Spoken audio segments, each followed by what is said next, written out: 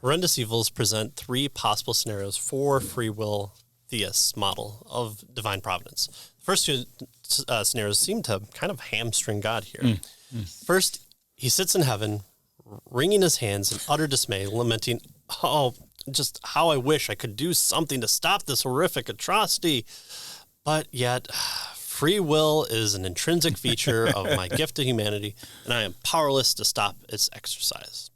In this case, God could not prevent evil. Yeah. Wow. What a situation, right? Thanks, God. Thanks for helping out. Yeah. Or secondly, God says, "Sorry, my dear unfortunate victims of senseless violence," right? "The only way I could have stopped this from happening would be to violate the greater good of human freedom that I've given to the perpetrators of this violence. And of course, I can't do that," right? So in this case, God could prevent evil, but he simply chooses not to. Right. Right. And when you have these discussions among Arminian and Calvinists and free will advocates and open theists, you always have to pick the most gut-wrenching, earth-shattering scenarios, rape of children and cannibalism. That's right. You really got to hand it home. And so, here we can just do the same thing with how God responds, right? Here's the implication of it, or maybe we look at something like the death of the only innocent person who's ever been tried illegally, and completely free of any guilt, of any sin, the God-man Jesus Christ. Maybe if we focus on the implications of that, we can get away from these just gut-wrenching scenarios and look at something that we can kind of pitch our tent towards of really needing an ultimate explanation of why and how did this happen within either free creatures or within compatibilist viewpoints. So it's just, if you're going to see it online, you're always going to see these like gut-wrenching scenarios, and it's just like, do we really have to resort to that? Yeah, and yes, we do have to deal with those as well, but maybe we can soften the approach a little bit and not take so much emotional dismay from people and talk about the death of the perfect God-man Jesus Christ, who didn't need to, but freely gave himself. But I like emotional dismay. I mean, as philosophers, we're always going to peel back to Hitler and the Holocaust. So I get it. And it's hard not to talk about the worst case scenario, like, eating pineapple on pizza or something like that, So yes. But some free will theists, classical Arminianism, acknowledge a third scenario here. Okay, the third one. Okay, good. Whew. We have a third one. They agree that God could and does intervene in many cases of horrendous evil. Okay, all right. So Arminian Roger Olson states, occasionally, God suspends free will with a dramatic intervention that virtually forces a person to decide or act in some way. But in general, God steps back and allows human beings a limited range of choices.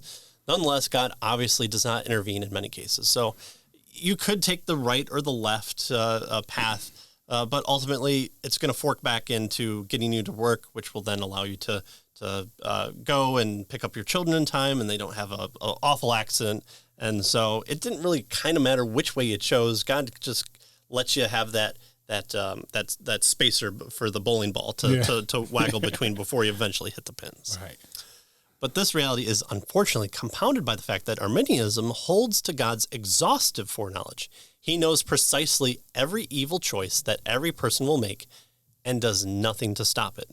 It is hard to see how he does not become an accessory to evil on that count. Right. So if he knows that this is going to result in evil and he can stop it and does on occasion, then why doesn't he stop it on every occasion? Yeah. Right. Well, he violates free will. Well, yeah, Olson has just said sometimes he does violate free will. Then why doesn't he violate free will all the time? So that's the issue. He needs to pick on one person, Jill. Right. Jill needs to have all the evil thrust onto her, so that, or maybe Jesus. Maybe Jesus can be our one person that every bad thing, he steps on the rake, it hits him in his face. He trips over himself tying his shoe. He gets a paper cut every time he opens the scrolls. Whatever it might be, every bad thing happens to Jesus, and he takes all our sins upon us there.